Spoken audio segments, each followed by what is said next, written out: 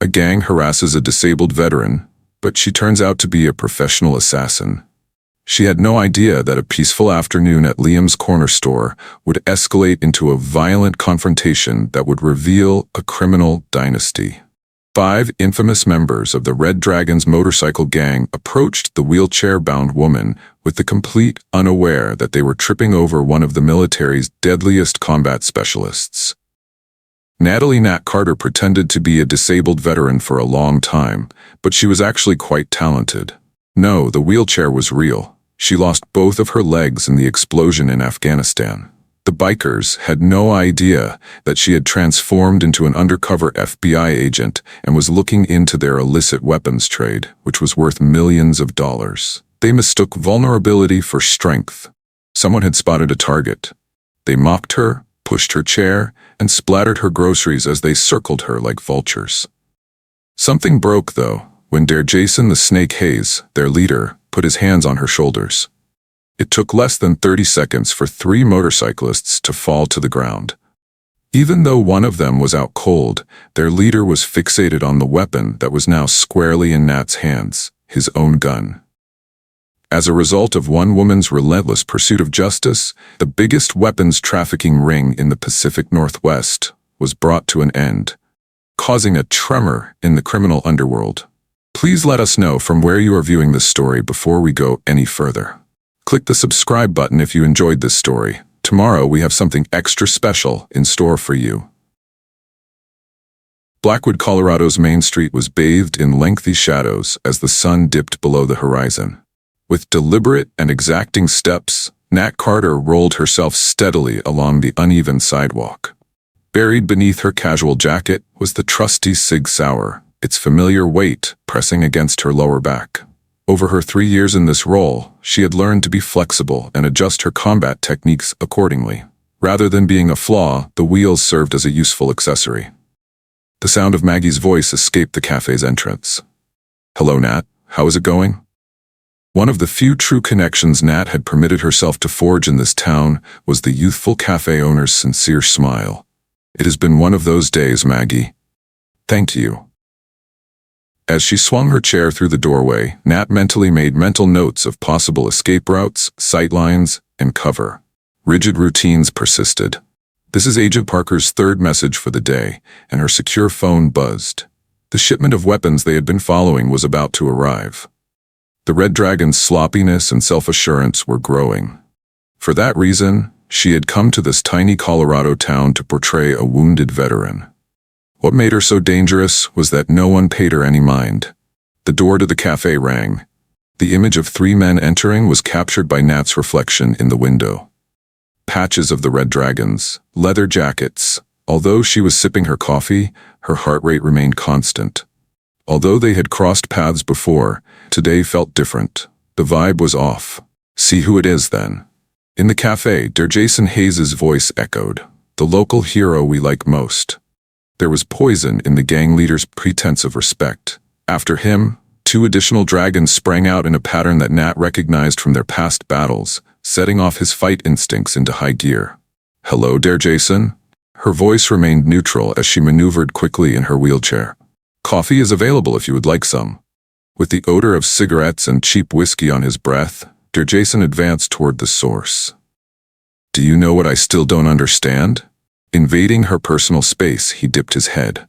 "How is it that you, of all people, are always available whenever we need to conduct business? You seem to be observing us closely. With the exception of Maggie, who was probably holding the silent alarm, the other customers were stealthily leaving. All 5 men could be taken by Nat. It would reveal her cover even after running the scenarios 100 times. Years of research for nothing. Derrick, this is my home. A little city." She played the part she had mastered and shrugged.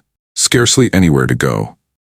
The right-hand man of Derrick, Jason Blaze Turner, swung around behind her seat. "Perhaps we could assist you in finding a different place to be, my darling. People in chairs are a common target of accidents." Subtly, Nat gripped her armrest with his fingertips. With a single swift motion, she could tear Blaze's knee ligaments. Recalling Parker's words, she refrained from fully executing the modified Krav Maga techniques she had created while seated. The weapons cache is crucial. The entire network is required. Jason turned her around to face him by grabbing the arms of her chair. You only have today to depart from this town. Afterwards, he flashed a smile that exposed his pearly whites. We have connections at the VA, so it is very easy for benefit checks to go missing. Prior to her 3 years of undercover work, Nat would have immediately put him down. However, she had learned patience during that time. In order to win the war, you had to sometimes lose the battle. Her expression was one of convincing terror. Yes, I get it. Despite her dislike of the shakiness in her voice, she glanced downward. If it causes any trouble, please don't. Jason straightened up, contenting himself. Impressive young woman. So what? Let's show her what trouble looks like, anyway, boys. The gang's enforcer, Liam, also known as Tank Connors, received his nod. In a motion toward Nat's chair, Tank flashed a smile. It was as if time stood still at that second. Everything was crystal clear to Nat. While Jason grinned smugly, Maggie reached for the phone, and Crusher's weight was shifted forward, making him vulnerable. In the blink of an eye, she could put a stop to this. Tank instead snatched her chair and tipped it over, sending her tumbling to the floor. She fought back a reflex. The tiles were stained with coffee. Nat lay there, acting helpless, etching the faces of the gang into her memory as their laughter reverberated off the walls. Nobody would pay right now, though. She was bolstering their self-esteem today, making them feel invincible. The most dangerous predators, she had learnt in Afghanistan, were the most patient. Oh no, Tank cracked a joke. Someone certainly requires one of those "I've fallen and am unable to get up" buttons. Nat made it appear difficult as she struggled to get to her feet. Her body begged her to resist, but the mission had to be completed first. The answer was obvious from the start. Jason dipped his head one final time as she retrieved herself from her seat. Do you recall? At some point, then we became unkind. With an air of pretense, he adjusted her chair. Gather round, lads. Our comrade over here must pack. A foul aroma of leather and brutality lingered as the dragons strutted away. Nat only slightly removed her mask as their motorcycles roared away. Anger was visible on Maggie's face as she hurried over with towels. I apologize, Nat. The chief was contacted by me. He is en route. Those bastards can't just... It's okay, Maggie. As Nat watched the bike swerve around the corner, her voice became steady and her gaze hard. There is no better way for things to be. Another ding, it was her phone. Hey there, Parker. The shipment of weapons is scheduled to take place tomorrow night. As of right now, the dragons had no idea that they had just made their worst error. They were afraid they had frightened an innocent woman. Rather, they had provided her with a plausible pretext to be anywhere in town, observing them while pretending to leave. As she patted herself dry, Nat grinned slightly. Letting your opponent believe they had already won was sometimes the most effective weapon. Outside of Blackwood, in a little ranch house, Nat wheeled herself inside as night fell. She had set up shop in the humble house for the last 3 years, picking it out for its excellent sight lines and plenty of escape routes. After her customary security checks, including locking the door, she gave herself permission to relax. In her chair's hidden compartment, there was a burner phone, and it buzzed. When Agent Parker responded, her voice exhibited signs of tension. Carter, please tell me that you did not engage them. John, calm down. I did an excellent job with my role.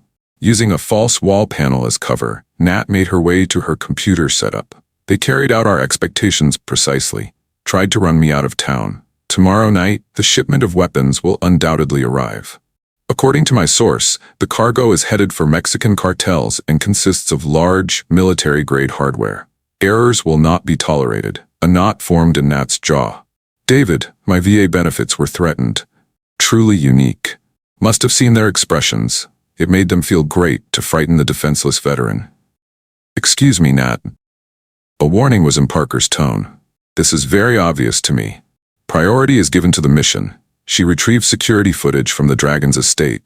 However, I intend to instruct them in proper manners once this is concluded. Nat rolled herself to her bedroom after hanging up the phone and got herself onto her bed like a pro.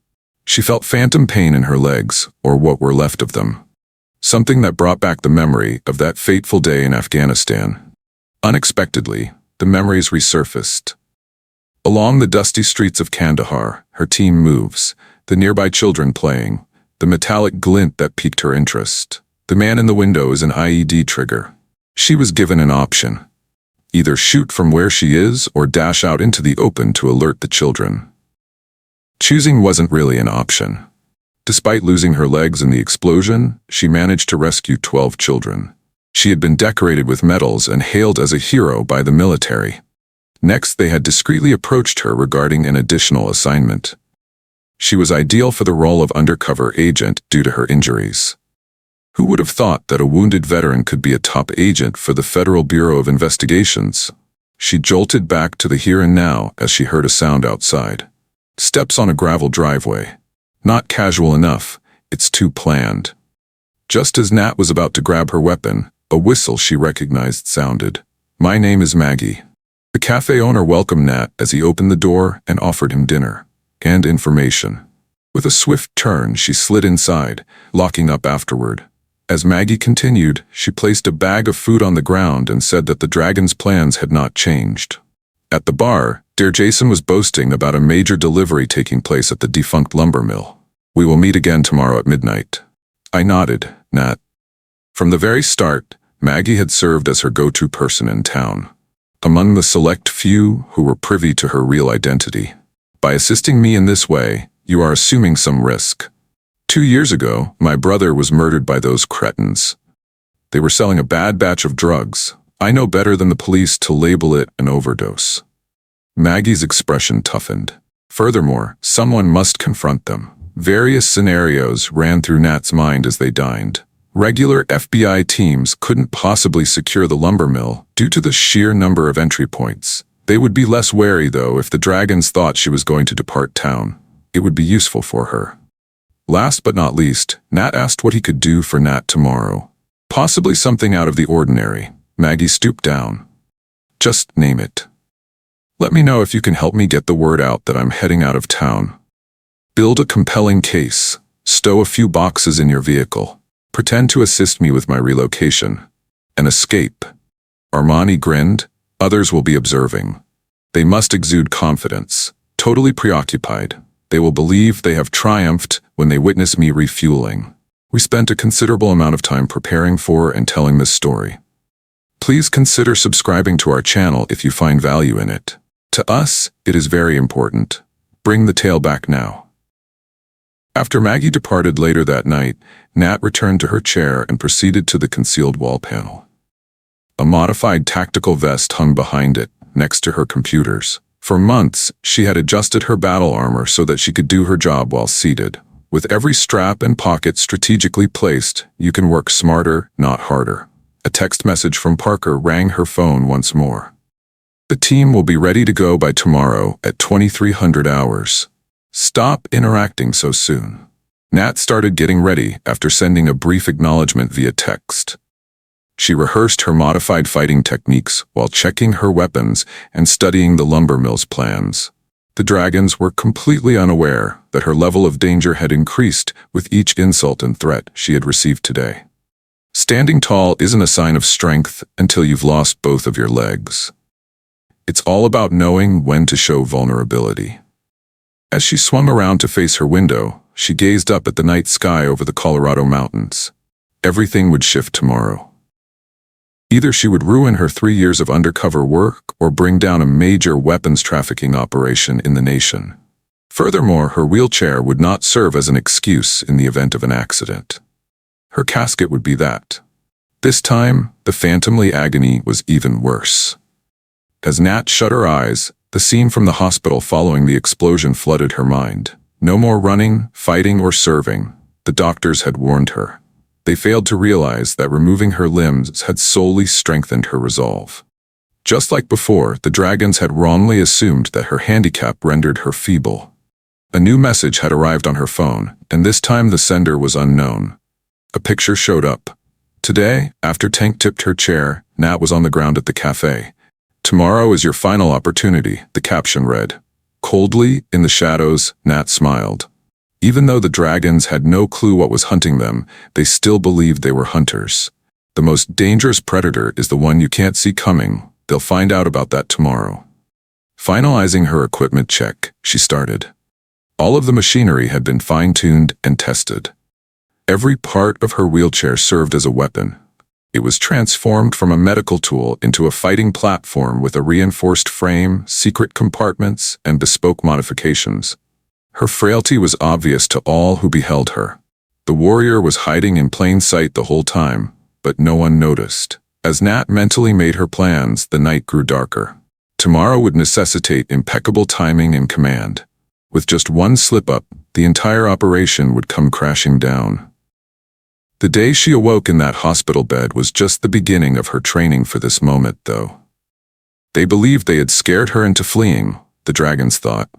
Rather, they had provided her with precisely what she required. A pretext to follow their every move around town. Finally, getting ready for bed, Nat couldn't help but think about Maggie's brother. Countless lives were snuffed out by the dragon's operation. There was more to tomorrow than the weapons bust. Justice was at stake. The point is to demonstrate that the enemy they have already defeated can sometimes be the most dangerous. Knowing that in just one day, everything would be different, she set her alarm. The lesson that the dragons needed to learn was not to underestimate their foes was about to come to pass. Their instructor would be Nat Carter, the crippled veteran whom they had teased earlier. The sky was crimson as dawn broke over Blackwood. As two of Derrick's men attempted to blend in with their surveillance of her house, Nat sipped her black coffee and watched the sunrise from her porch. Parked in a blue pickup truck, they had been there since 5 a.m., convinced they were undetectable. Hour of the amateur maze.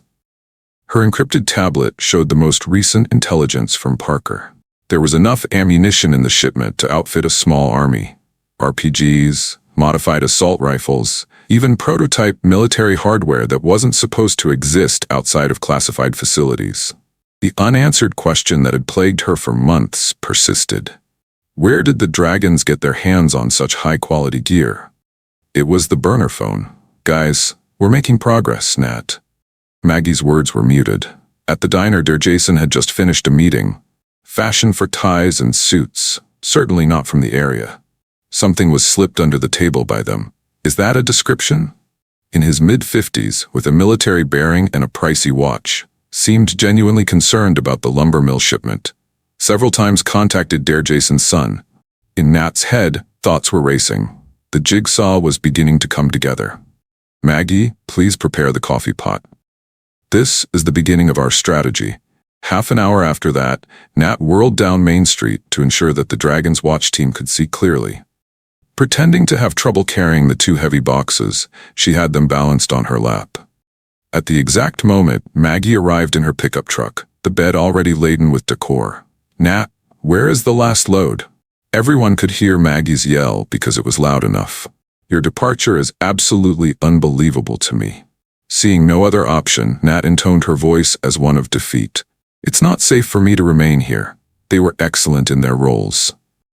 This caring friend is assisting the scared veteran as he prepares to leave town. As Nat peered around, he saw people sending and receiving messages on their phones. The dragons believed it and spread the news that they had expelled her. She had already left word with half the town by noon. In an effort to maintain his image, Nat made one final spin into the cafe. There was an unusual amount of foot traffic, as if everyone wanted to pay their respects to the crippled veteran who had become a familiar face over the previous 3 years. She was approached by Chief Reynolds, who was holding a cup of coffee. Importantly, he knew her real identity and was one of the few who knew what was to come. He spoke loudly enough to be overheard when he heard that you were leaving town. Afterwards, considerably less noise. Everybody is on the same page. The decoy shipment was intercepted by the Coast Guard on its way north. Nat kept her defeated expression and nodded slightly. Chief, sometimes you just have a gut feeling when someone no longer wants you around. The bell rang just as Derrick and Blaze entered. The timing couldn't have been more precise. They desired to observe the triumph directly. Blaze seemed to be observing Nat intently, searching for any indication that this could be an act. She flinched, glanced away, and her hands trembled slightly as she rode, giving him exactly what he wanted. Evidently having a good time, Derrick strutted over. Moving day, isn't it? Astute decision. He dipped his head, his voice barely audible. He placed a phone on her lap as a precaution in case she became disoriented on her way out. Hold on to it, we're gonna make sure. Some kind of monitoring gadget. Nat was anticipating a similar situation. Excuse me, her voice trembled. I'm dispersing. Just as you had hoped. You are, of course. Smirking, Jason straightened up. Men, please assist the woman with her packing. We should see to it that she receives all of them. By her side, Tank and Tommy, Phantom, and Parker materialized, their seemingly helpful motions betraying their true intentions. As they accompanied Maggie and her back to the house, they observed as they loaded the final few boxes. In anticipation of this, Nat had taken precautions to ensure that they would perceive her intended message. Staging of clothes, photos, and personal belongings was meticulous. Nat appeared on Main Street for the last time as the day turned to night. The dragon's watchful eye had let their guard down, secure in their triumph. Twice, she had seen Jason carefully watching her dot move as predicted on the tracking phone. They had no idea that Maggie's truck, with the phone attached, was now driving north on the highway. Nat, meanwhile, was ready to launch his actual operation. Once she returned to her house, she unveiled her tactical gear by activating the concealed panel. There was a noticeable uptick in activity captured by the lumber mill's compromised security cameras a few months ago. Dragons preparing for the midnight delivery, trucks coming and going. Their fixation on her departure rendered them oblivious to the strategic deployment of local police and the meticulous placement of FBI teams. An alert from Parker popped up on her encrypted phone. Your mystery man's status has been confirmed. Thomas Mercer, a retired military leader. 3 years ago, following an investigation into missing weapons, I was dishonorably discharged. Never faced charges. Everything fit together perfectly. They got their information from Mercer, a resentful former military officer who used the Dragons as a distribution network and had access codes and contacts. He didn't just show up today. He was in charge of the largest shipment to date. Nat started making her last arrangements. Wearing the adapted tactical vest was a breeze. All of the features were placed just where she needed them. Now that it had shed its civilian guise, her wheelchair revealed its actual character. Sustain a small army with its reinforced frame, puncture-proof tires, and secret compartments stocked with weaponry. She mentally went over everything she needed to do one final time as the sun was going down. Even though she was miles away on the northbound highway, the Dragons assumed she was fleeing in terror. On the contrary, she was on the verge of turning into their gravest fear. Someone rang her phone. Message sent by Jason to the phone that is being followed. Continue on your way, darling. Until you reach Canada, keep going. Under the encroaching night, Nat grinned. The Dragons had gone about their day observing her departure without noticing that someone was watching them. They would discover the hard way that the most dangerous predator is often the one you ignore, and their empire would fall in the span of a few hours. It was almost time for the actual operation to start. The lumber mill was enveloped in darkness. With the help of her wheelchair's modifications, Nat hid in the shadows of a deserted office building. The sound of her wheels barely audible on the gravel floor. 12 Dragons were observed patrolling the perimeter through her night vision scope, outfitted with weapons suitable for the battlefield. Tonight, they had increased their security measures. Without a doubt, Mercer's impact. Command, I am keeping an eye on the main entrance, she whispered into her secure comm. A number of tangos, powerful weaponry. They anticipate difficulties. Near her ear, Parker's voice cracked. Mercer is here now. Dark SUV with diplomatic license plates, he no longer bothers to conceal himself. Mercer stepped out of his vehicle, and even from this distance, Nat could see his military bearing. As he disapprovingly examined the Dragon's setup, he strode around like a man who had never lost his command presence. Jason followed closely behind, putting on an air of superiority. We apologize for the delay in shipping. The directional microphone that Nat was using picked up Mercer's voice clearly. Dear Jason, I hope your team hasn't messed this up. The purchasers have a reputation for being impatient. Calm down, Sage. Jason lit a cigarette and responded. Phantom is personally leading them inside. Not more than 20 minutes. In Nat's head, thoughts were racing. Since Phantom wasn't present at the mill, it was clear that a different direction was actually delivering the goods. A decoy convoy was the object of their collective attention. "Parker," she murmured softly. "The back roads close to Miller's Creek should be checked. The old logging trails would be used by Phantom. Just a moment there." "Oh, I see now."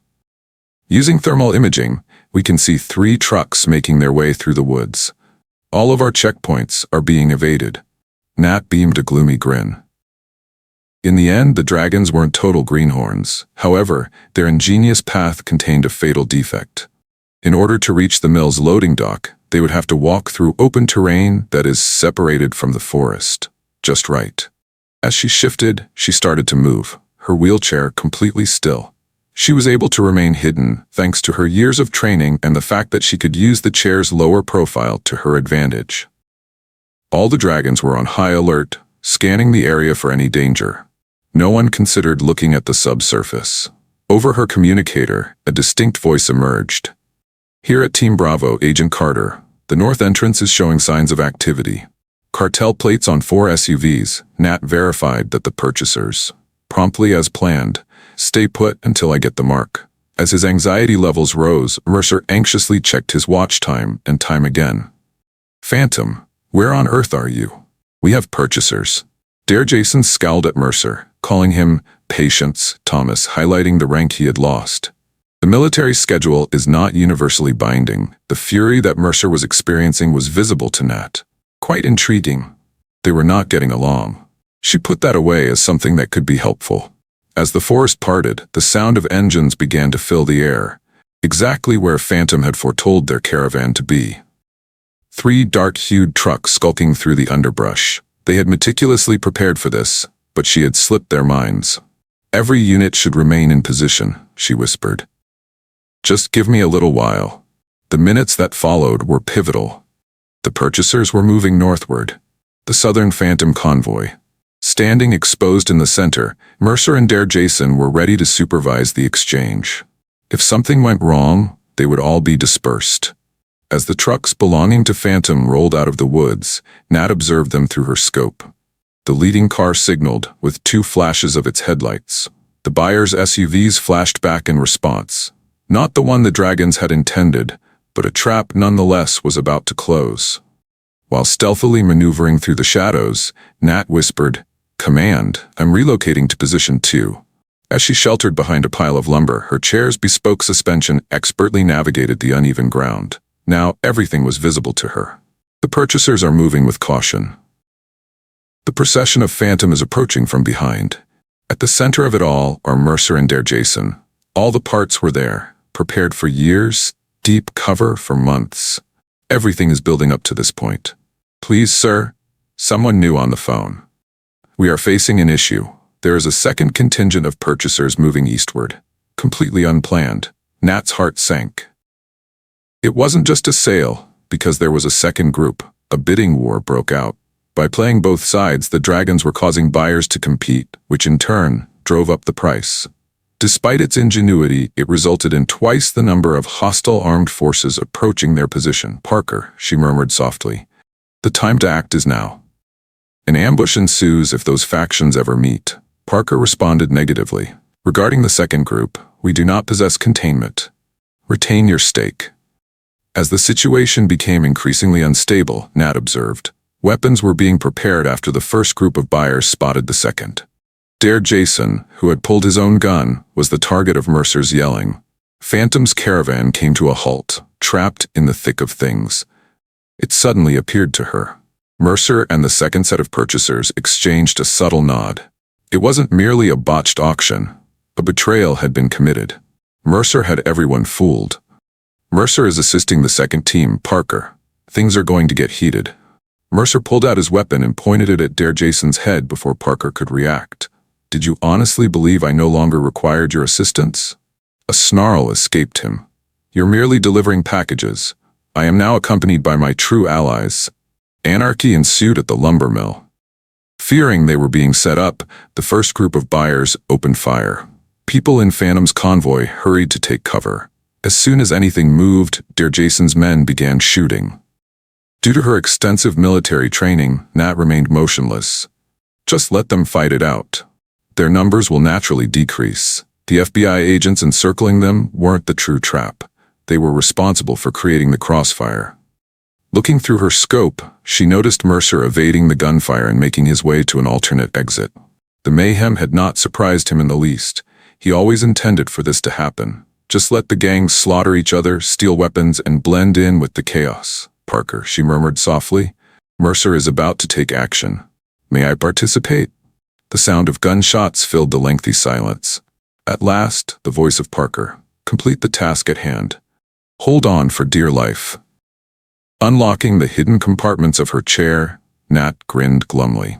The moment had come to demonstrate the true capabilities of a disabled veteran. A battleground had emerged inside the lumber mill.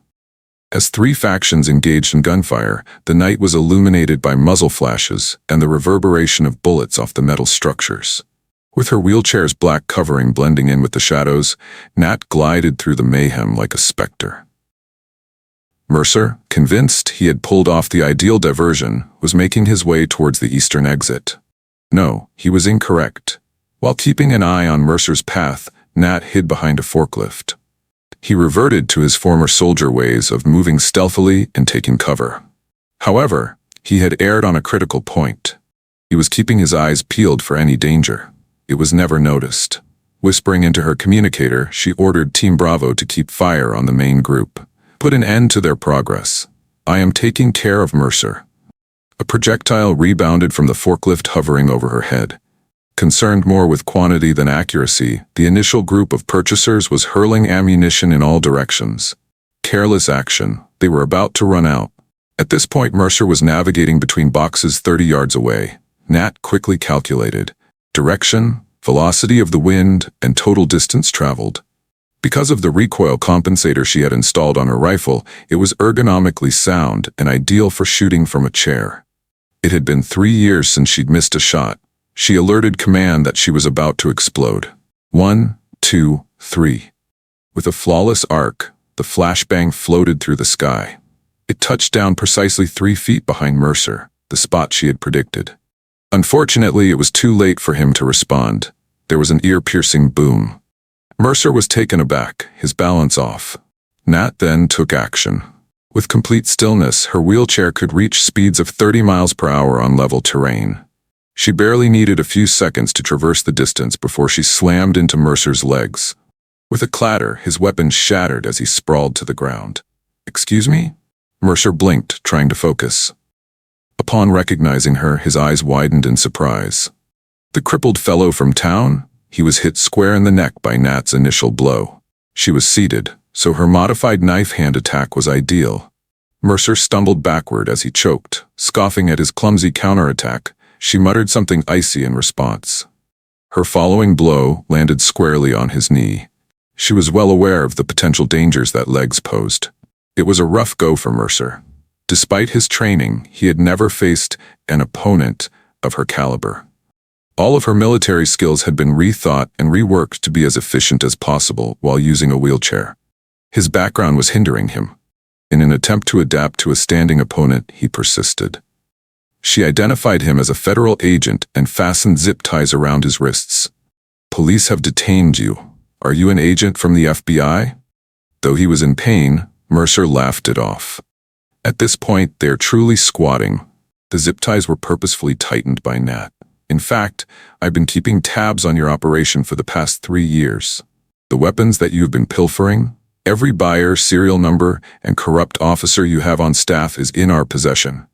They were cut off by an explosion of gunfire. A fierce gun battle was breaking out. Jason was now fully directing his dragons in an attack on the second group of buyers after realizing Mercer had betrayed them. "Hey Parker," through her comm, Nat made a call. "The safety of Mercer has been ensured. Now let's move on to phase 2. Make a copy of that. Everybody is on the same page. Give them a solid whack." After securing Mercer to a beam for support, Nat turned his attention back to the main battle.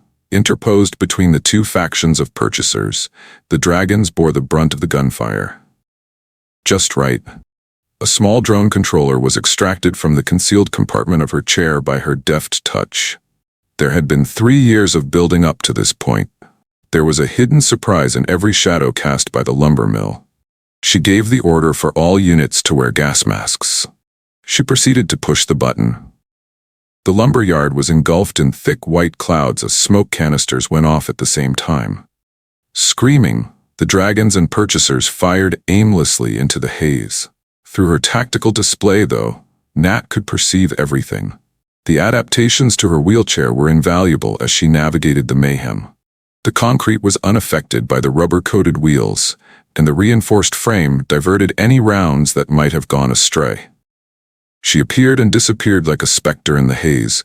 A well-placed shot to the leg defeated the first dragon.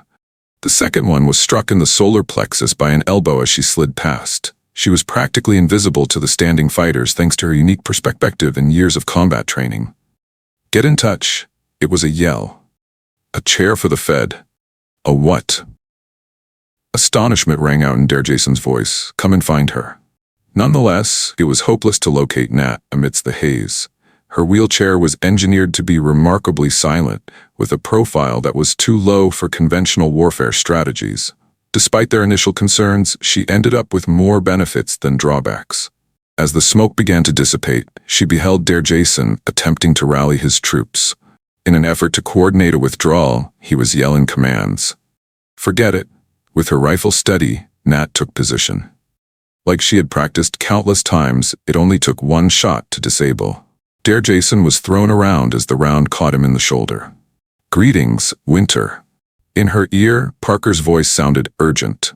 A second contingent of purchasers is fleeing the scene. 3 crates of weaponry are at their disposal. "Not going down," Nat said, already in motion. She was the only one who knew the layout of the lumber mill, and her chair's electric motor could outpace a running man. By taking an unexpected route, she managed to cut through the warehouse. Customers would exit at the south gate. It appeared to be the sole apparent route. However, Nat was ready for this. She instructed, "Command, execute Containment Protocol Delta," as she maneuvered into position. "Don't discount someone because they're seated. Let's prove it to them." Something exciting was going to happen later that night. The second set of purchasers walked right into Nat's snare. They were about to rush out the south exit when automated barricades were triggered by motion detectors, trapping them. Slamming heavy metal gates blocked their escape, and their confusion was plain to see. What on earth? The leader of the group quickly turned to find an alternate exit. Despite possessing 3 crates of weapons, they were unable to flee. Surrounding them were concealed speakers that emanated Nat's voice. "Agents of the federal government, lay down your weapons." The gunfire instead ricocheted off the metal walls as they unleashed their fire. As they squandered ammo on shadows, Nat observed through her tactical display. She had designated this lumber mill as her personal battle zone 3 years ago. "Unwise decision," she murmured, setting in motion the subsequent stage. Despite the activation of the sprinkler system, it did not rain water.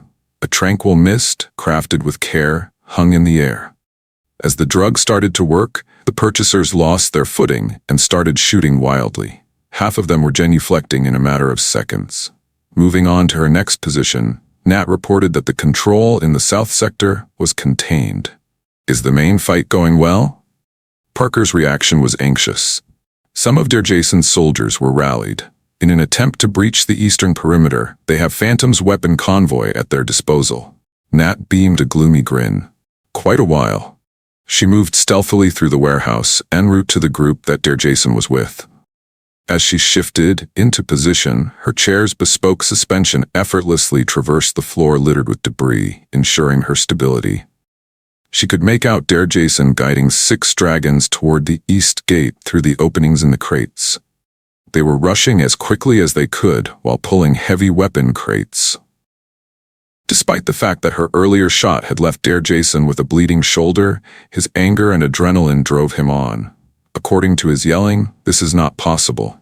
One who uses a wheelchair to eat? This can't be her doing." A member of his crew gasped as he said, "Boss, we need to drop the crates." "There's a delay. I will personally murder you if you touch those boxes." Presently, Jason's voice sounded frantic. "This will get us into the major leagues." Nat struck her communicator. "As I prepare to intercept, my sights are fixed on Jason, Parker. Take caution, champions. He's in a bind and needs help badly. Standing at the very end of the row, Nat began to figure out the angles.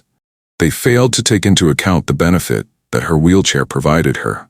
She possessed the ability to fire from beneath the shelving units through openings that would elude their scrutiny.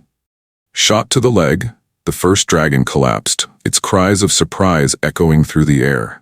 Before either of them could even discern the source of the fire, the second took a bullet to the shoulder.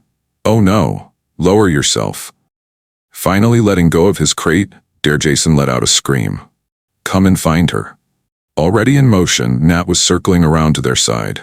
As they scampered about like a pair of bulls in a china shop, her chair's silent motor provided her with ideal mobility. One by one, she removed them, identical to the non-lethal shots she had practiced. Derrick, the last man standing, was desperately trying to find her as he spun around in a circle. "Get down and dirty," he yelled. "Deal with me like a true warrior." "Very well." Someone behind him shouted the word. A stack of empty boxes was shattered by Nat's chair as he spun around. She pounced on him before he could even raise his weapon. He was sent flying as her initial strike caught him in the wrist. The second one, an improved version of her leg sweep, dislocated his knee. Incredulous, Derrick sank to his knees and stared up at her. "Just how?" "Simply put, you are a cripple." The next blow that Nat delivered, rendered him speechless, was a well-rehearsed blow to the jaw.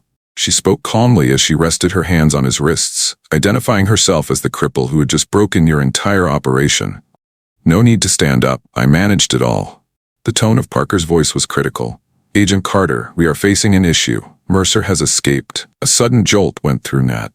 "Excuse me? Just how?" His assistance was available. He was paying one of the security guards. "They will be arriving at the north loading dock shortly." In a flash, Nat fastened Derrick to a beam by means of a zip tie. "Quite a while. Things will wrap up later on today." She strode resolutely through the storage facility. Everything revolved around Mercer. The origin of the weapons, the ties to the military, and the corrupt officials. His presence and communication were crucial. With a panoramic view of the whole complex, the north loading dock served as the mill's highest point. She was able to make distant sounds of helicopter rotors as she drew near. A way out was in Mercer's plans. She contacted Parker and voiced her need for assistance at the north dock. "Someone please get me a pair of eyes for that helicopter." However, an uneasy feeling came over her as she approached the dock's entrance. No one seemed to be watching the open door. Mercer was too valiant of a soldier to risk his life in such a precarious situation. It was an ambush. Nat, meanwhile, was plunging headfirst into it. She was right about her paranoia. The first bullet struck her chair's armored backrest. In anticipation of her imminent arrival, Mercer had established a kill zone. However, he had erred on a crucial point. In his mind, the chair was essential for her fighting abilities. In the shadows, Nat grinned. Let them see the true potential of a disabled veteran. Shadows were cast harshly across the loading dock as the searchlight of the helicopter swept across it. Mercer had put his surviving men in an advantageous position. He had 3 shooters lined up to cover any possible approach. Yet, Nat's success in Afghanistan was not due to his predictability. "Cooker, keep the radio off unless there's an emergency," she whispered before turning off the light. The spare battery pack for her chair was taken out by her. An unassuming piece of specialized machinery that could explode with enough force to shatter a steel door. She learned to weaponize everything people thought was medical equipment after years of being underestimated. It came as a complete surprise to the first guard. As it soared through the sky, the battery pack exploded against the wall behind him. He was sent flying by the explosion's concussive force and debris shower, though it wasn't fatal.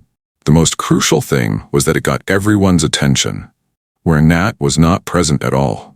She slid out of her chair and began a combat crawl, which she had practiced before.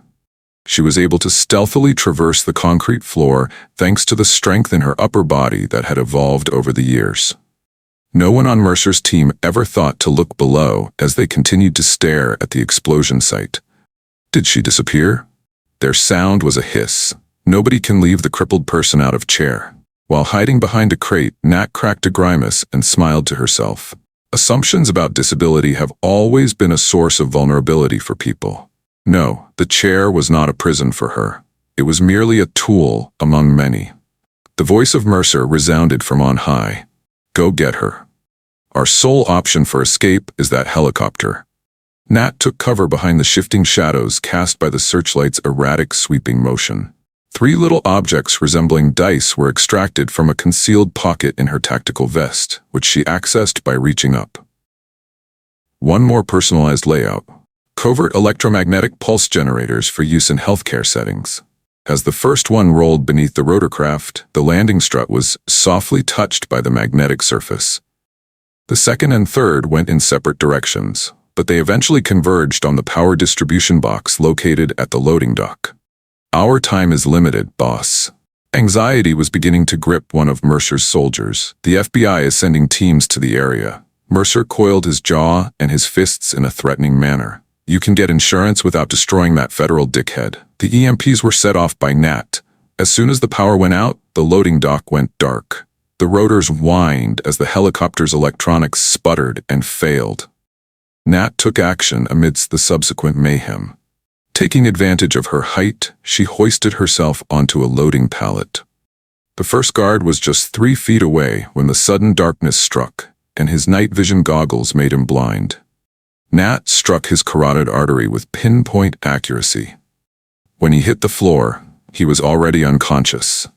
Nat had already taken action when the second guard turned to face the source of the noise. Drawing on a tactic she had refined during her time as a Marine, she turned his momentum against him. She had devastating accuracy when aiming at the knees and ankles from the ground up. He was severely injured. Be careful. It was clear that the third guard was terrified. She's not in the chair, she's... His warning was abruptly interrupted when Nat's garrote wire drew him down to her level after catching him across the chest. He surrendered with a swift blow to the temple. A voice piercing the night was Mercer's. Agent Carter? You have been impressive, making strategic use of your impairment. However, you are mistaken.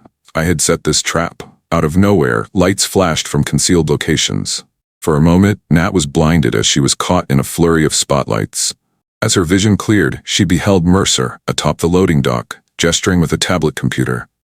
Trying to find this? Then he flashed the tablet. With each shipment of weapons, with each purchaser, with each corrupt official. The proof that you gathered over the course of 3 years. Of course, it is encrypted. Along with me, the passwords perish. As he measured distances and angles, Nat remained low. Seriously, you believe that tablet will save you? The entire mill is encircled, and Mercer chuckled. I don't think you understand. How come I gave you permission to monitor this operation for a period of 3 years? In your opinion, why did we allow you to get so close? In light of the consequences, Nat felt a shiver go down her spine. I knew. Right from the start, you were aware. Naturally, we were aware. Who are you to assume that they've sent no agents before you? However, regarding you, you rocked it. This crippled veteran is hell-bent on proving herself. Your every action, you must have collected every piece of evidence. Everything unfolded precisely as planned. In Nat's head, thoughts were racing. 3 years of investigation, all the evidence stored on secured servers. Servers that someone else had access to. Agent Parker, your superior? Even Mercer's smile was icy. He has been with our company since the beginning. Currently, he is erasing every server, disconnecting all the links. All of this will have vanished by the time the sun rises. The sirens of oncoming cars got increasingly deafening. The FBI trucks, though, weren't those. We were wrong about the engines. Another group of Mercer's men. Is that clear to you, Agent Carter? Your infirmity was not your worst flaw. You had faith in the system. It was this very system that had you sent to Afghanistan. It severed your limbs. That gave you the impression that you could have an impact.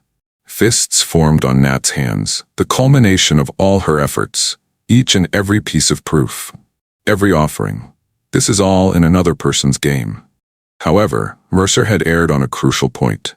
It was his fear that this revelation would crush her. You're absolutely correct about one thing, she whispered. Her last concealed weapon at her fingertips. The system was not up to par.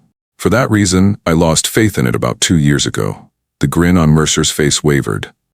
Excuse me? Not only did Parker play both sides, but so did others. Did I send him every single piece of evidence? Nobody got their hands on the copies. You are unable to touch someone. It was Nat's moment to smile now. You seriously believed a wounded veteran would put her faith in the system that duped her when she had no other choice?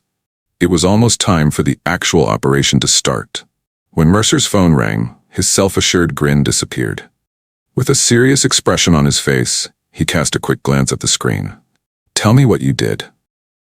Meanwhile, Nat remained positioned on the ground and calmly advised checking the secure servers, all of them. With each swipe, Mercer's fingers raced over his phone, his expression intensifying. Absolutely not. Walls of this kind are used by the military.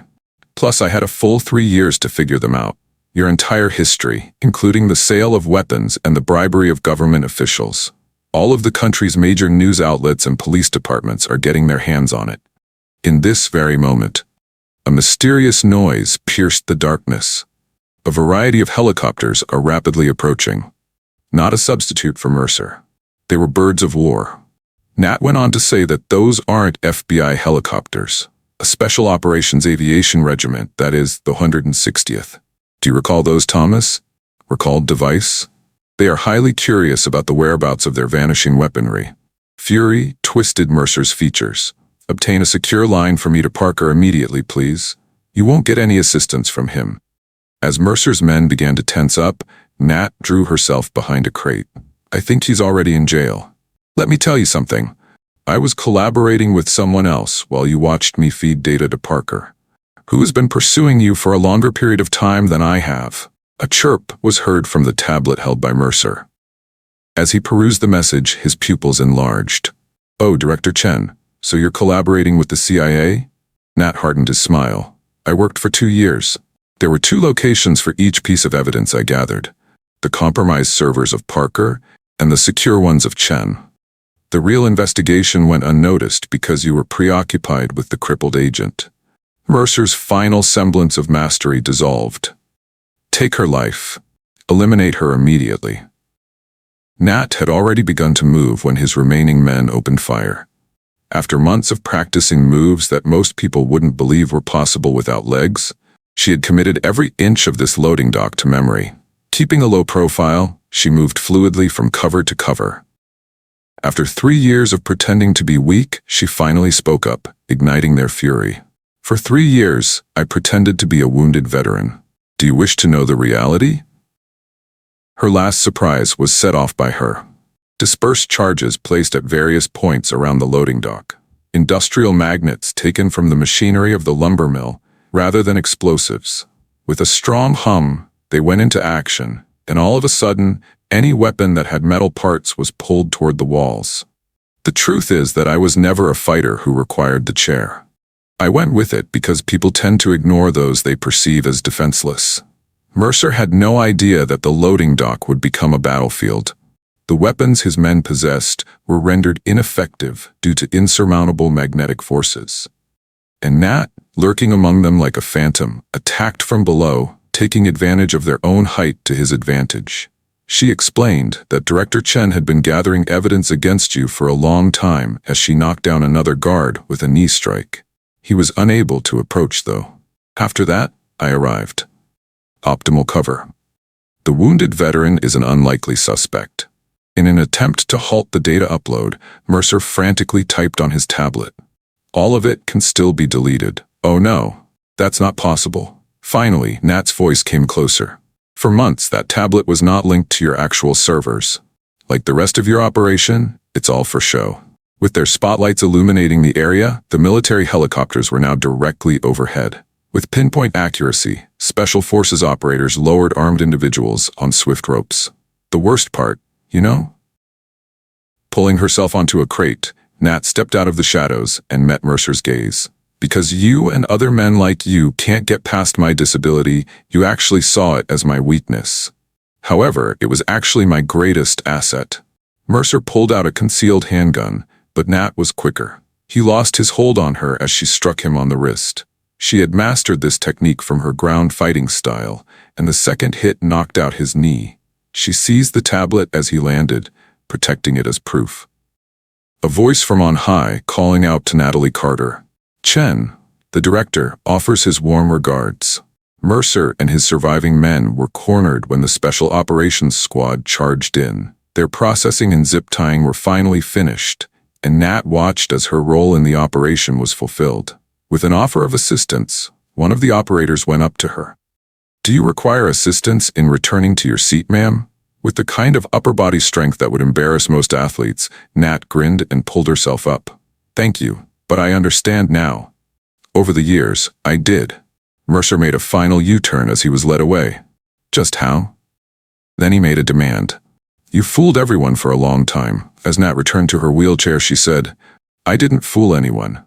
You deceived each other." A disabled veteran making an honest effort to prove herself was exactly what you anticipated.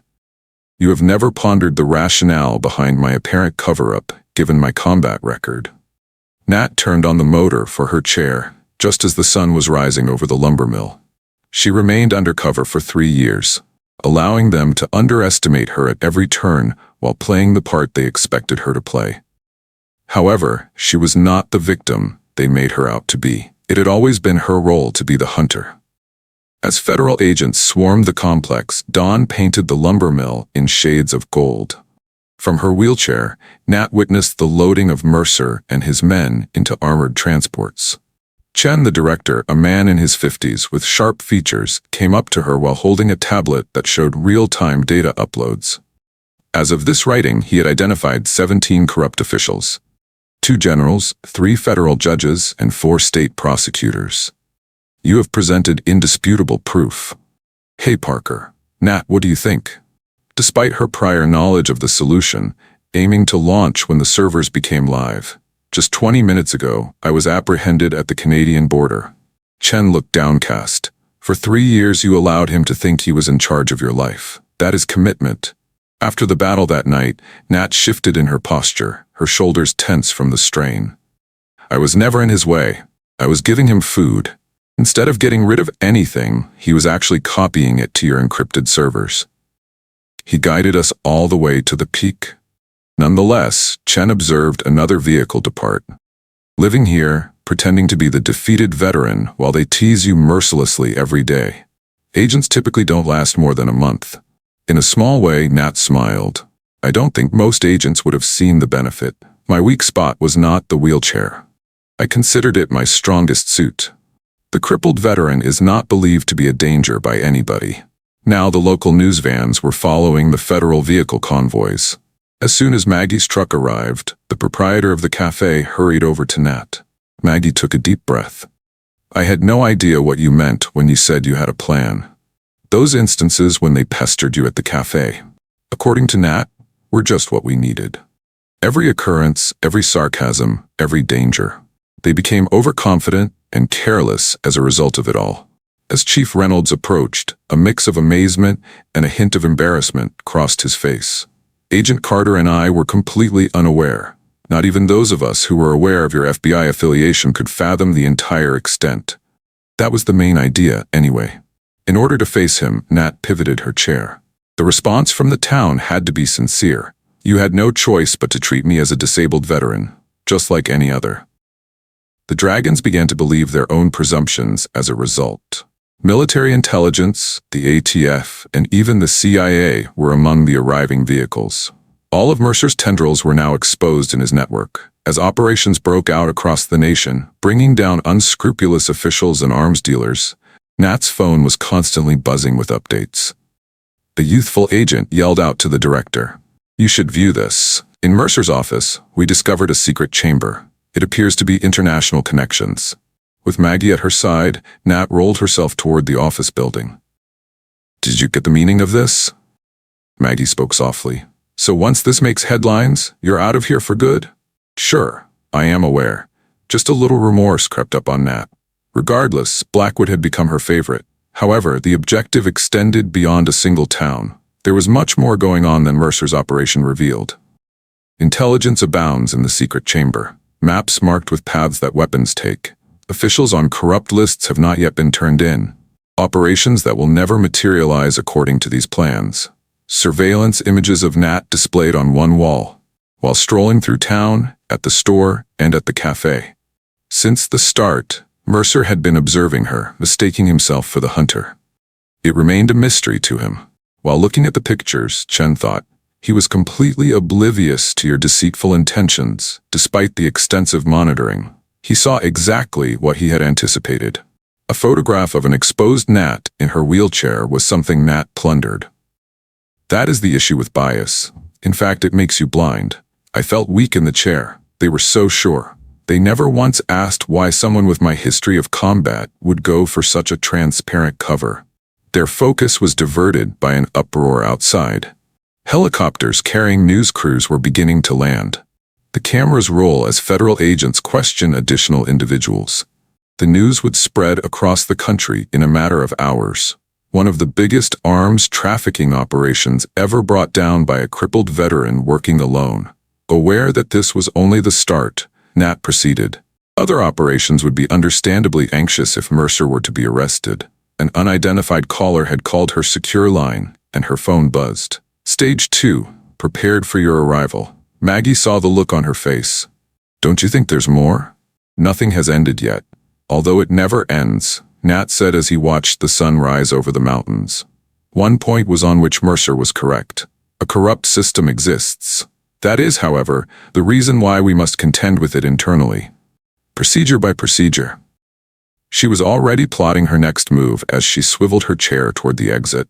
As she moved, the wheelchair made a low hum, a sound that had come to represent getting closer to justice. In her wake, Mercer's dominion slipped away. However, corrupt officials in other cities were also watching the news and starting to get scared.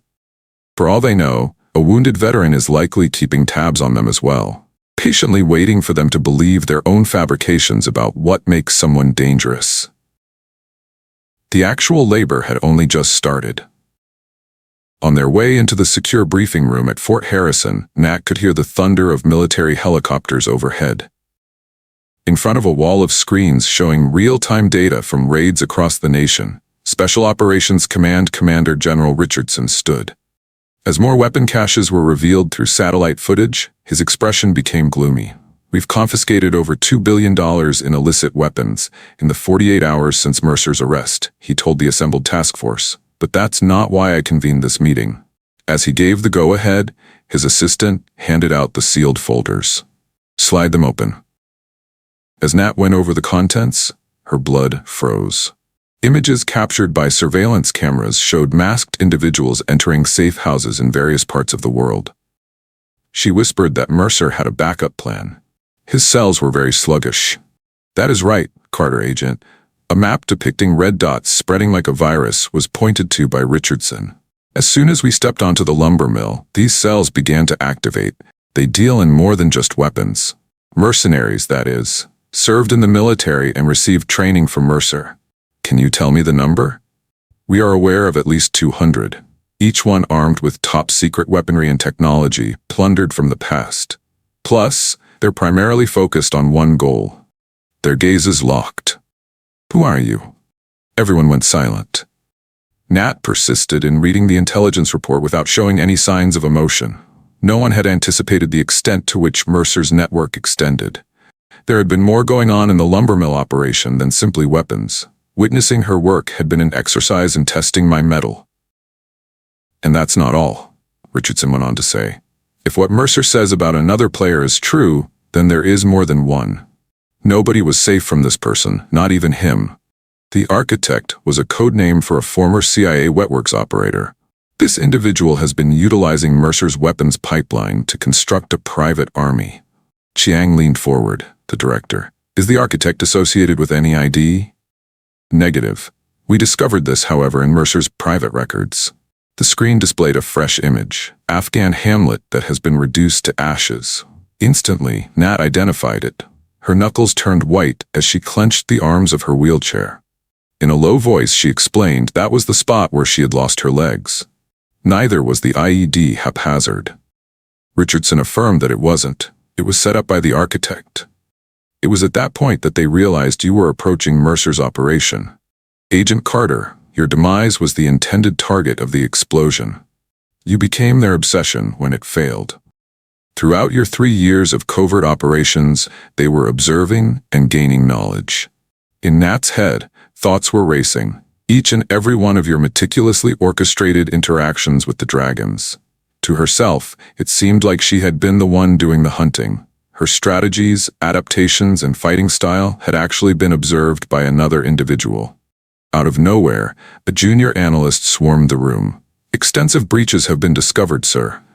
Someone has broken into our protected servers." All around the room, screens flickered and eventually died. A single message showed up when they were activated again. "Natalie, did you believe that Mercer was the final goal?" All across the base, alarms sounded. Someone pointed out that we have incoming. The perimeter has been breached by multiple armed contacts. Richardson gave the order for Agent Carter to be taken to the secure bunker. However, Nat was already in motion, hustling toward the door in her wheelchair. "That is precisely what they desire," she said, "with all due respect to you, General. We're being hurt by them. Instead of an attack, this is a protest. Those assailants never even tried to get inside the building," which seems to back up her claims. They were gone in an instant, leaving behind only a tablet showing additional surveillance footage.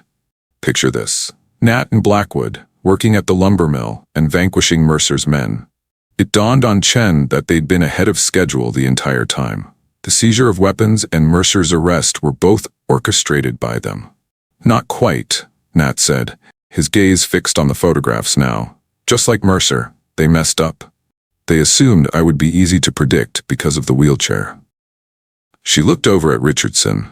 "I require all records you possess pertaining to the CIA's wetworks activities in Afghanistan that occurred 5 years ago, General. Each operator, each mission." "Hey there, Agent Carter. That's absolutely top secret. The stolen technology for prototype weapons is as well. Technology, I'm willing to bet, wasn't stowing away in Mercer's storage facilities." She maintained a steady gaze on Richardson. "Someone in the military intelligence community has been providing them with information. Someone up there." In light of the consequences, the general's expression became more stern. There were too many individuals who could access the secret documents. Far too many chances for wrongdoing. "How can we locate a leak at such a great height?" Chen inquired. "No, we don't," Nat said. "Let them come to us." A map of known weapons caches was brought up by her as she wheeled to the central console. "Seems like the architect is trying to show us how much smarter they are." "Very well. We should provide them with an irresistible game." Initiating a pattern, she started to mark places. "These locations are too vulnerable. Our architect is going to think we're going to attack them first. The operation plans are thus leaked. Make them believe they have our strategy figured out, and as they keep an eye on those locations," Richardson slowly nodded. "Wherever they are least expecting it, we strike." Another map was brought up by Nat. There were secret facilities that not even Mercer was aware of. The architect fantasizes about being a god. They are determined to show that they are mathematically superior to the crippled agent who dared to question their operation. We should make use of that. It was a bold strategy, intensely risky. A disastrous failure would ensue if their assessment of the architect's mental state was incorrect. Nevertheless, Nat had endured 3 years of being disregarded. She was adept at using assumptions as a weapon against her adversaries. "General," she whispered, "your trust is crucial, regardless of how it appears that I have rebelled." Her long moment was absorbed by Richardson's study. The architect has connections within the intelligence community, the Federal Bureau of Investigations, FBI, most likely in this very room. "If I follow my gut, you're asking me to put my life on the line." "The answer is no, sir. I dare you to put your life on the line because the architect is amassing an army. The firearms they pilfered, those are not up for grabs. They have a greater purpose." The general slowly nodded. "Just do it." "Except for Carter, the agent?" His voice trailing off, he inched closer. "Watch out. In Afghanistan, the architect failed miserably in killing you. They transformed you into an ideal weapon, an underappreciated veteran who is crippled. Refrain from allowing them to complete their task." On her way to the door, Nat grinned glumly. "Nobody will see me approaching. No one ever is able to." It was almost time for the next stage to start. Nat wasn't simply on the prowl for weapons dealers this time. Whoever had taken her legs was the target of her hunt, who had spent 3 years studying her every move. "Can you tell me the architect's personality type?" The classified files were spread out across the secure terminal, and Nat studied them. She was seated in a wheelchair at an FBI Mobile Command Center desk that was specially raised to her height. As a result of the residents staying indoors due to fear of the military presence, Blackwood had transformed into a phantom town outside. Chen responded by referring to heavily redacted documents, citing his experience as a former CIA psychological operations expert, dedicated to dismantling enemy command structures from the inside. Organizations aren't the only things they destroy. Then they rework them. For the same reason Nat pondered, as they are with Mercer's network, transforming a criminal organization involved in the trafficking of weapons into a private army. The screens were blitzed with a fresh warning. The discovery of yet another cache of weaponry was made. Imagine this scene unfolding in a quiet California suburb. However, the timing seemed off. According to Nat, who was making his way to a different terminal, "They're just messing with us. We have meticulously documented and organized every cache we have found. So long as we keep track of weapons, they can transfer their actual assets." Her locked phone rang. Message sent by an unidentified number. "You're making progress, Natalie, but it's taking too long." Subsequently, 3 states' worth of military installations were rocked by explosions. Targeted strikes on weapons storage facilities rather than catastrophic explosions. A pattern became apparent to Nat as the alerts began to pour in. It dawned on her that they were erasing proof. Every building we had marked as requiring further examination. They are organizing their home. Chen looked down at his tablet, his face turning pale. "The transport holding Mercer has gone silent. According to their GPS, they came to a halt on an Idaho mountain road." Nat was on the move already. On her way out the door, she hummed in her wheelchair. "Hovercraft it to me, please. Please, hold on a second." Chen followed suit. "They desire this very thing, isolate you by drawing you out. Very well." To make sure her weapons were safe, Nat checked the secret compartments of her chair. Simply put, I'm sick of being the defensive player. She was in a Black Hawk, gliding through thick forest towards Mercer's last known location, 20 minutes later. Since the transport's GPS signal remained unchanged, an ambush or worse was likely imminent. The pilot gave the signal 5 minutes before approach. "Do you have any doubts, ma'am, about this?" "On standby, we have gunships." "No backup," Nat responded, looking down at her tactical vest. "Too many people are watching the architect through official channels. It must appear authentic." Finally, the vehicle rolled into view. The escort vehicles remained in formation as it came to a stop on a winding mountain road. Battle has not broken out. Just bodies. Absolutely no sound whatsoever. "Put me down 50 yards back," Nat said. "Next, straighten up. No matter what happens, keep quiet." Her chair's improved suspension allowed her to glide down the cargo ramp and onto the uneven terrain. She was able to approach the transport incognito thanks to the altered controls, which let her move stealthily. The rear entrances were ajar. Sitting serenely in his restraints, Mercer smiled as if he had been anticipating her arrival inside. He whispered a greeting to Natalie. "A lone traveler," she said. "Did she disappear? The builder?" "Not far away, actually. For years, she has been observing you, admiring your wisdom, how you adjusted after you were paralyzed, the methods of warfare that you perfected. You were used as an example of human evolution by her." As if on cue, Nat drew nearer to her hidden sidearm. She detonated the explosive device at the scene. "She certainly did. However, I am not trying to murder you. In order to change you, someone extraordinary was what she needed. Somebody who could show how effective tactical adaptation can be." With a twinkle in his eye, Mercer leaned forward. "You were allowed to investigate me for 3 years, but why did she do it? Natalie, you weren't on the prowl for us. We were learning from you." A branch broke in the woods. In a single fluid motion, Nat drew her weapon as she spun her chair. Nevertheless, there was no one in sight in the darkness. According to Mercer, she is not present. Another lesson has been learned. Yet another evaluation of your adaptability. Where is it going? On the transport floor, Mercer gestured to a tablet that was lying there. Witness it firsthand. Military bases around the world were shown on the screen in real time. In each of them, troops were finding that doppelgangers had substituted their weapons. Decoys that didn't work were replaced after a few months or years. Mercer whispered that the actual weaponry had already been dispersed to the underground bunkers of every big metropolis. You won't find the architect selling weapons, Natalie. She intends to show just how weak the system is. Along the way, you lent her a hand. In Nat's head, thoughts were racing. Each cache that they had taken, all of the databases they had obtained, every detail was perfected.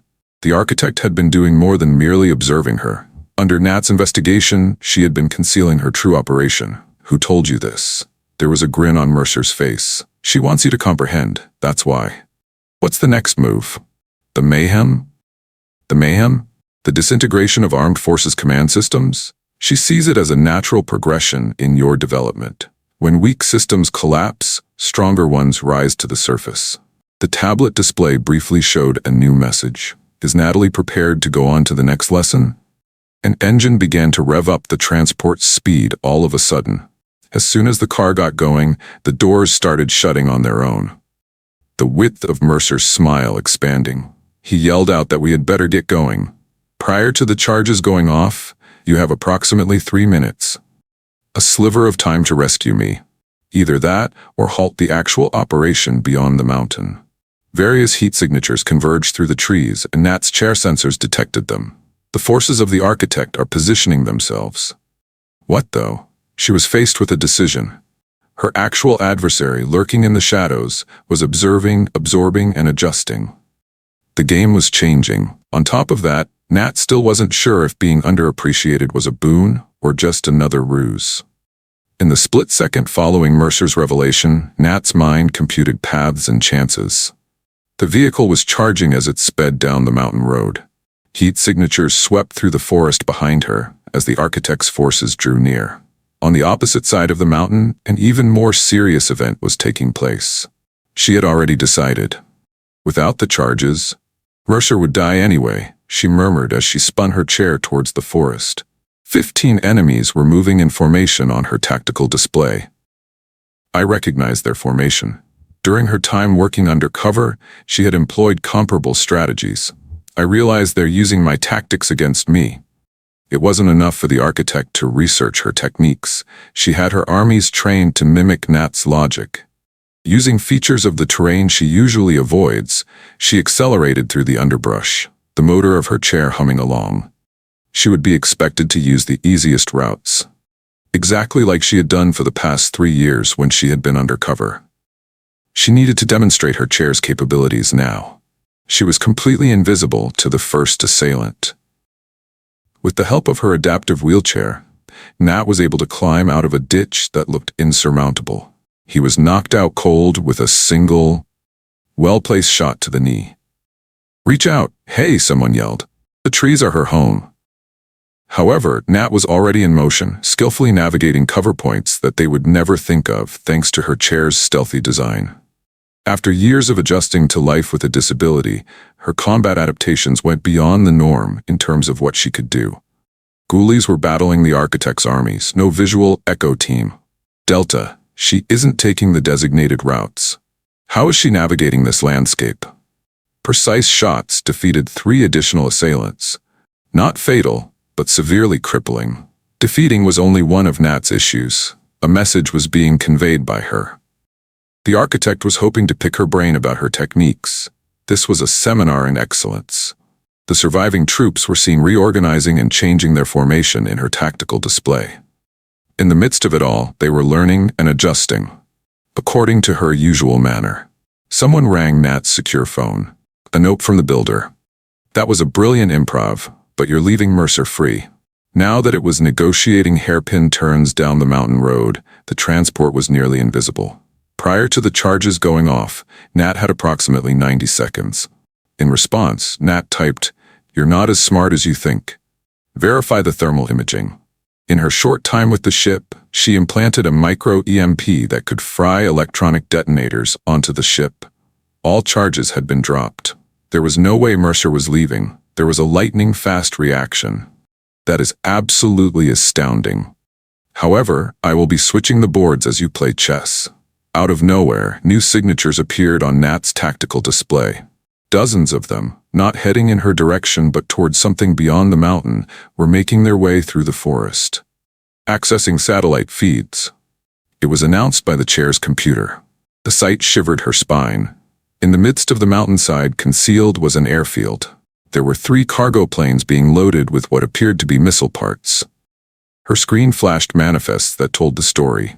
Elements of an undesired weapon system. An entity capable of evading the world's defense networks. At last, the action has begun. The architect went on to say something else. Mercer interfered. Everything from the lumber mill and weapon caches to your previous 3 years spent undercover. The whole point is to divert attention away from this. In Nat's head, thoughts were racing.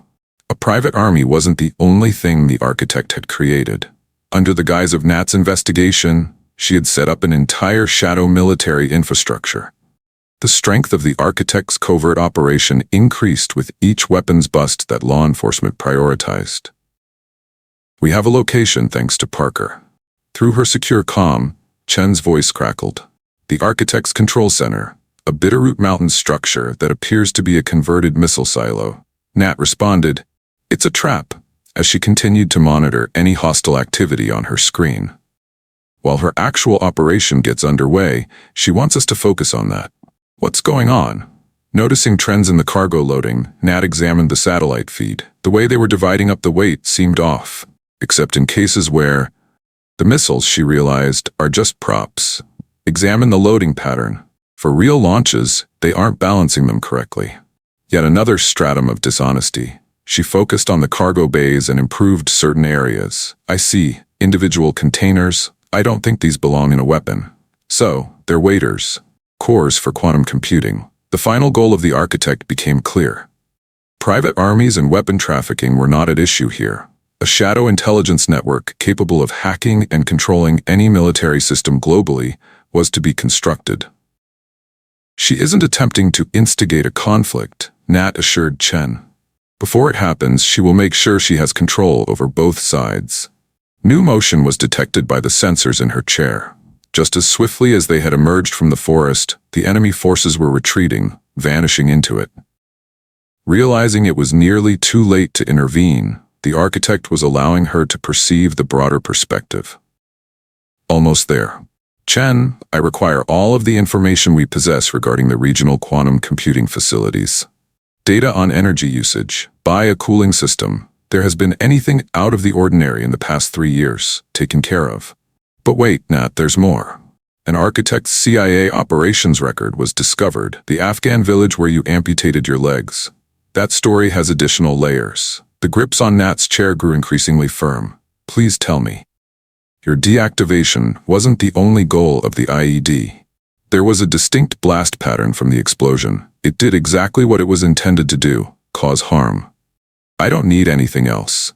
She wanted me to sit in this chair, Nat whispered. Anything that has transpired subsequent to that. My road to wellness, my modification, the novel methods of warfare that I created. You weren't merely a statistic to her, Chen assured me. You exemplified her ideal. This is the pioneer of a new class of operatives that she is developing. Nat, there are more. Being observed, tested, and studied alongside other disabled veterans. An unprecedented army is being assembled by the architect. Where Mercer's vehicle had vanished, Nat beheld the mountain road. At the secret airfield, transporting an enigmatic cargo. At the woodland where her tactics-trained enemies had tried to gauge her reactions. Taking advantage of people's presumptions about her disability, she imagined herself as the hunter. Yet another individual had been in charge of a substantially longer operation. The main concern was, how would she respond to it? The mobile command center was bustling with activity as Nat analyzed the data that was being streamed across various screens. Electricity usage trends. Thermal imaging from space. Travel records. Everything points to an obvious but concealed truth. She made an announcement and pointed to 3 spots on the digital map. All of them exhibiting energy signatures that are compatible with AI. Still, it's too blatant. Our architect has asked that we locate them. Chen drew nearer, scrutinizing the information. Useful dummy objects. Locations for the tests. Intelligence analysis is something she's keeping an eye on. How we plan operations. Nat swung over to a different terminal and retrieved employee records. Oh, but check this out. Almost exclusively, each institution employs disabled veterans who have been hand-picked and trained for the job. Staggering implications ensued. The architect had done more than merely look at Nat's modifications. On an enormous scale, she was making copies of them, making a full operative force that no one would suspect. According to a junior agent, the most recent update is from Mercer's transport. 20 miles down the mountain, they discovered it deserted. There are no fees. Sorry, Mercer. However, this was indeed discovered by them. A little flash drive was the object he presented to Nat. Just one word appeared on the label. Change through time. As Nat began to insert it, Chen cautioned him to be careful. May have a virus. While Nat was establishing a secure connection to the drive, she asked him to show it to her. In a matter of minutes, her specialized interface deciphered the encrypted files. Her heart raced at the sight of what she discovered. Materials pertaining to the architect's work with wounded veterans, including research papers, medical records, and video footage from combat. However, it extended beyond just training. A variety of prosthetics, neural interfaces, and combat systems were developed with the needs of disabled operators in mind. In Nat's view, she isn't merely amassing a military force. She's designing the military's future, making the most of one's limitations, transforming one's perceived flaws into one's arsenal of strengths. By default, a new video file was launched. It originated in Afghanistan 5 years ago, according to the timestamp. It was the same village where Nat had lost her legs, and Nat knew it. However, this perspective was unique. She had never seen a drone view like this before. The video depicted her younger self and her squad navigating the streets. Next, the precisely planned IED explosion. The pattern of the explosion was pinpoint accurate. It wasn't haphazard, Nat whispered. Every last detail, down to the explosive type and location. She made it with this result in mind when she made it for me. Something else was shown as the video went on. Other troops facing comparable challenges. New assignments, new settings, but the same precise targeting. Every harm was assessed, and every handicap was designed to allow for the greatest possible adaptation. To find out, she questioned Chen. So far, we have found 47. Each of these wounded veterans was enrolled in a unique program following their injury. The ones we are aware of are not even all of them. With a firm grip, Nat's hands clung to the controls of her chair. Nobody saw how long she'd been playing this game. Each and every one of the methods I created while at Blackwood.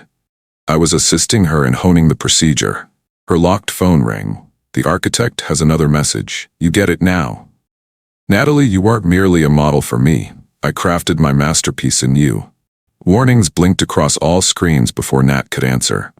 At the same time, the quantum computing facilities were turning on. A major event was about to begin. An analyst was alerted to multiple cyber attacks. Hackers are getting into military networks all over the globe. But the designs, I know them. According to Nat, who was monitoring the data streams, they are employing my infiltration techniques. Everything I honed for covert operations, I modified for use in the open. Regarding cyber warfare, the assaults were classy and pinpoint accurate. The IED that had severed her limbs was similar. Vulnerabilities were the targets of each breach, using techniques that, looking back, were blatantly obvious but which Nat had spent years honing. According to Chen, we must stop them. Reach all 3 locations simultaneously. Firmly, Nat stated no. She desires that very thing. The true danger does not lie in these assaults. They're just another quiz. She is closely observing our reactions. We can learn from our defensive habits. With her thoughts racing, she rolled over to the main control panel. The architect devoted a great deal of time to researching her variations, gaining insight into how she transformed her weaknesses into strengths. That was something I could finally use against her now. I need a way to communicate with the Pentagon Cyber Command, Nat demanded. Additionally, you need to track down each and every disabled veteran who has been accepted into a specialized program as of late. We need to prove to the architect that she isn't the only one capable of change. Another ding. It was her phone. Is Natalie ready to make a move? Keep in mind that I am the one who taught you how to transform your weaknesses into strengths. As Nat typed her response, a grimace spread across her face. "No, I learned all you know from you. A few things, though, I've picked up on my own." She looked over at Chen. "We need to position our people. But I'm gonna have my way this time. Little to no special operations or tactical units. Those veterans who are disabled are what I'm after. Of those, we have conducted thorough scrutiny. Those in whom we have faith. Persons who are familiar with the concept of adaptation." It dawned on Chen that he was assembling his own army. "No, I'm assembling those who have mastered the most difficult task. That strength can disguise itself as weakness at times. Will evolution be under the architect's control? Let's demonstrate to her the true essence of adaptation." Nat reviewed the data from the quantum facility once again as orders were sent and operations were spun up. The architect had observed her for a long time, absorbing her techniques. It was time for her to demonstrate to her teacher just how much her A student had learned. It was almost time for the actual evolution to start. The tactical display warned of an ongoing quantum facility breach as Nat made his way through the shadowy server room on his wheel. She led a group of 12 disabled veterans through the complex in silence, hand-picked for their individual adaptations. No one had escaped the attention of the architect's recruiters. They were all aware that the offer was flawed. "Team 2 is in position," Sarah Chen announced over the radio. Despite losing both arms in a crash, the former Air Force pilot was able to control surveillance drones through neural interfaces with unprecedented precision. She was able to detect multiple heat signatures in the primary server hub. "Make a copy of that." Nat examined her tactical screen. Her own combat adaptations were mirrored in the facility's layout. Passages designed to accommodate wheelchairs, with entry points situated at a seating height. Using all the knowledge she had gained from studying Nat, the architect had constructed this place. She needed to see that the lessons weren't over yet. "Jason, please take the lead," Nat instructed. The explosion that befell the ex-Marine had rendered him deaf, but his other senses had grown painfully sharp. Prosthetic legs could detect approaching enemies before any sensor could, so he pressed on. A security detail employing her signature flanking maneuvers was the first to stand their ground, as Nat had anticipated. Still, she had poured years into refining those techniques and discovering their limitations. Quietly, she spoke into the communicator. Coming out of her wheelchair like a coiled spring, Rachel, a former Army sniper who had lost her right arm, stood tall. After removing the cosmetic covering from her prosthetic limb, a specialized shooting mount became visible. Prior to their reaction, the security team was taken down by 3 well-placed shots. Rachel noticed that as they secured the corridor, they were mimicking your previous methods. However, they are bewildered by the modifications that underlie them. "The architect thinks disability is something to engineer," Nat responded as he examined the fallen guards. To no one's surprise, they were all physically capable operators attempting to imitate strategies that had evolved out of necessity. The only way to truly adapt is from within, which she fails to comprehend. The sensors in her chair picked up on a spike in power in the servers up ahead. Quantum systems were getting ready for a major event by speeding up. "Natalie," Chen's voice trembled through her encrypted communication. "We discovered the final goal of the architect. Cyber warfare isn't the only use for those systems. They are analyzing data from disabled veterans all over the globe using evolutionary algorithms. There will be no army raised by her. By her actions, she hopes to propel humanity toward a new stage of military development. Through the production of additional individuals with our characteristics?" With his tactical display converting the audio to text, Jason asked.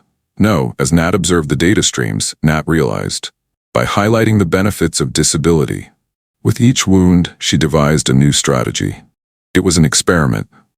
She's attempting to demonstrate that conventional militaries are no longer necessary. There was a new message on her phone. "Natalie, you have done a fantastic job, but you've only seen the beginning. Make your way to the command center.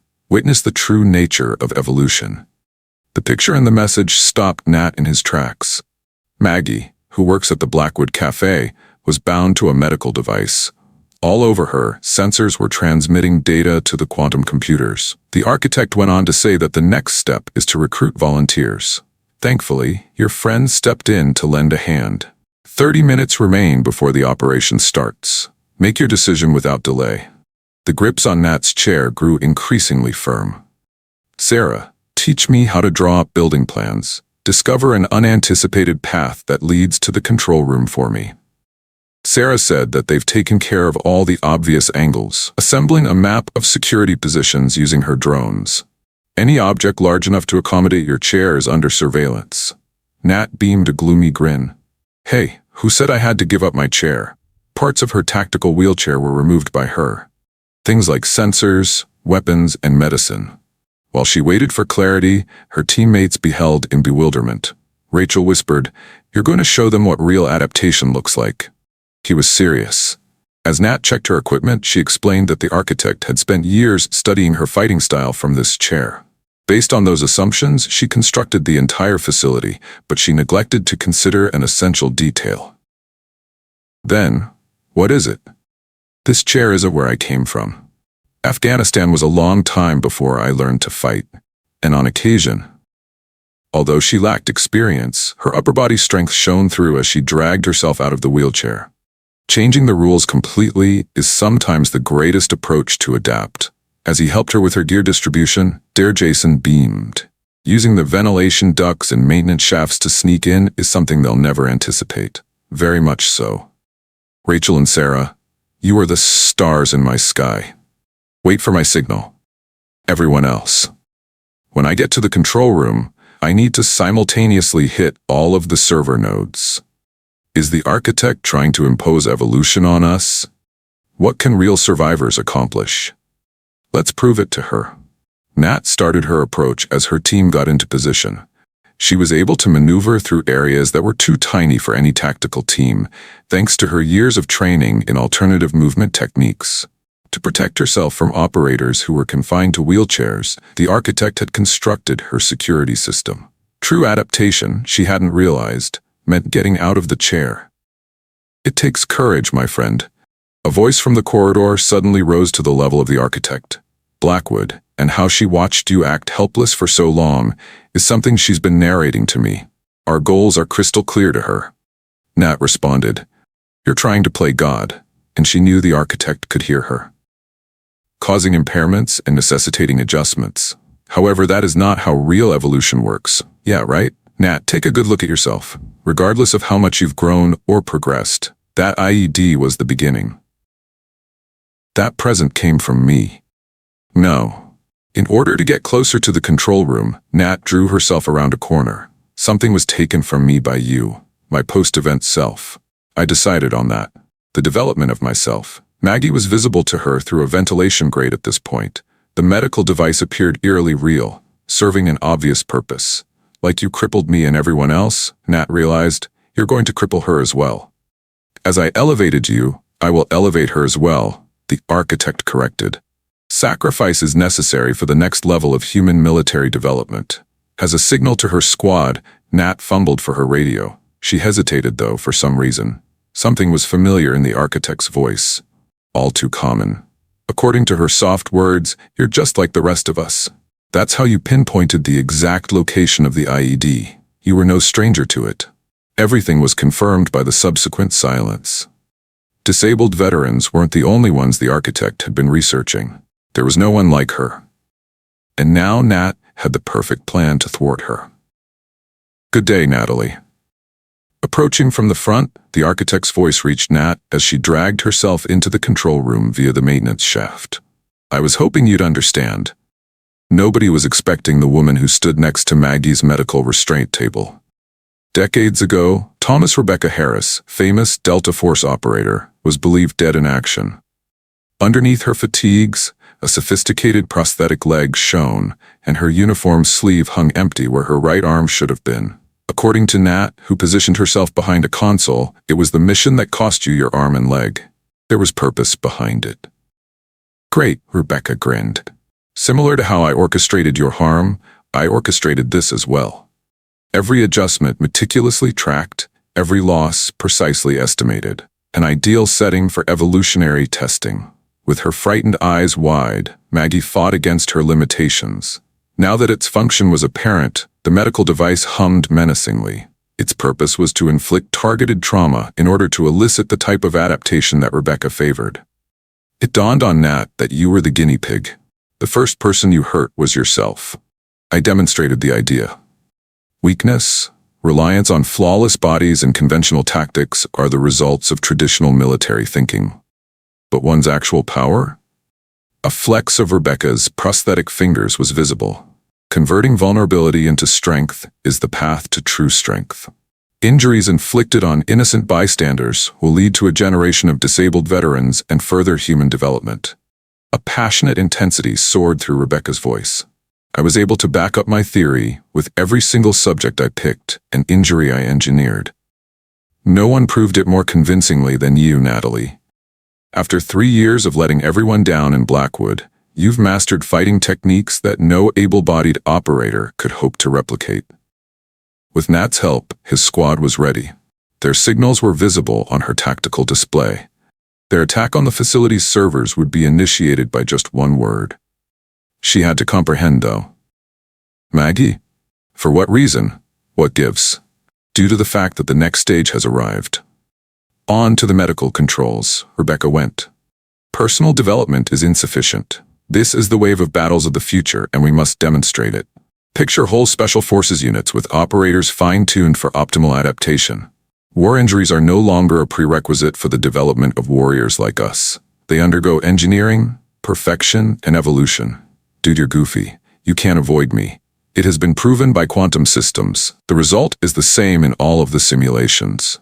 Traditional forces are consistently outperformed by disabled operators. We are able to think on our feet, adapt quickly, and come up with solutions that others miss. We are unbreakable. Our belief in that fact is the sole obstacle. All of a sudden, Maggie's restraints came loose. But she got to her feet and walked over to stand by Rebecca's side instead of fleeing. Nat, I apologize, Maggie whispered softly. I agree with her, though. For the last 3 years, I have observed you, witnessed your transformation from a cripple to a strong man. What a power. I desire it too. This evolutionary path is the one I've preferred. Realizing this, Nat felt her heart sink. No one had apprehended Maggie. Someone had recruited her, persuaded by Rebecca's warped reasoning that purposeful disability was the way to climb the corporate ladder. According to Rebecca, quantum systems aren't limited to running simulations. By calculating ideal adaptations, they find the best candidates. As with yours, Maggie's procedure will be fine-tuned to achieve its full potential. Think I'm your shining example of success, really? In order to face them head-on, Nat used the console to raise herself. That the IED that severed my legs actually fortified me? Take stock of who you are and all that you've achieved. Not because of you, but in spite of you, I became this. Anger and sadness were visible in Nat's voice. The act of removing my legs from me did not endow me with strength.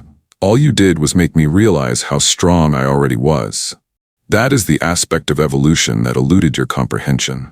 Rather than emanating from without, it originates inside. She pressed the button on her communication device.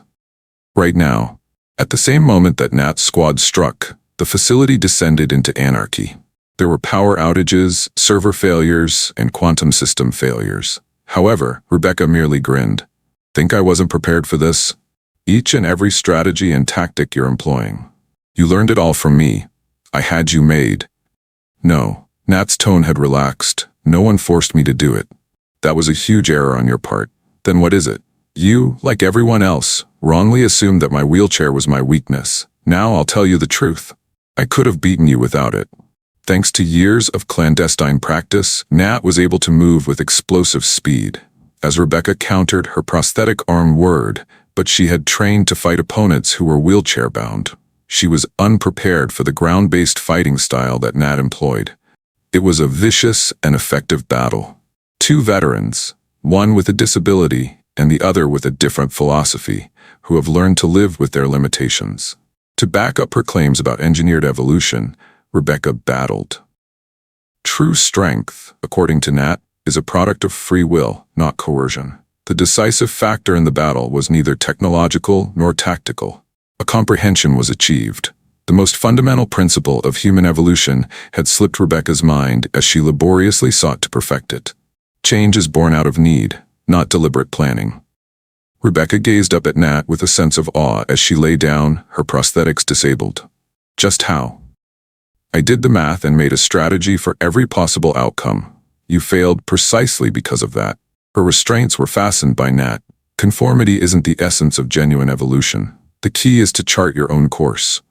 As reality set in, Maggie stood quaking nearby, her reliance on Rebecca beginning to wane. I apologize, Nat. I came to trust her. She nailed the sound. Sure, I am aware, Nat spoke in a soft tone, because it can be more convenient to assume that other people already know the answers than to actually seek them out. Now that Nat and his group of disabled veterans had shown that there are many ways to adapt, the facility could rest easy. Nat watched as federal agents swarmed the facility, his eyes fixed on the quantum computers that had attempted to mathematically represent human evolution. The true evolution, do you know? Beresford inquired as the agents escorted her away. The point is not to get stronger by getting hurt. Realizing one's inherent strength was always present is central to the story. You need only make the decision to seek it out. Nat remained seated in her wheelchair for several hours after the cleanup crews dismantled the architect's operation, while the sun peeked over the mountains. Reluctantly, Maggie walked over. What gave it away? Inquiring, she spoke up. That we were collaborating? The reason being that you no longer perceive me as feeble. Somberly, Nat grinned. My authentic self, not my disguise. You began to see the disability in a positive light, similar to how she did. Yet that was always sidetracked. I don't see the point. We are neither weaker nor stronger because of that disability. We simply are what we are. How we decide to deal with it is what gives us strength. As the helicopters came to take Rebecca to a safe place, Nat pondered the concept of evolution, the genuine kind. Not the planned perfection that Rebecca had hoped for, but the chaotic, uncertain path to discovering one's true identity. Neither the wheelchair nor its use were her strengths or weaknesses. That was just how her journey unfolded. With each adjustment, she had decided how to walk it. There are 2 more noteworthy stories that you can see on your screen right now. You shouldn't miss out on these if this one worked. Have a look at them by clicking here.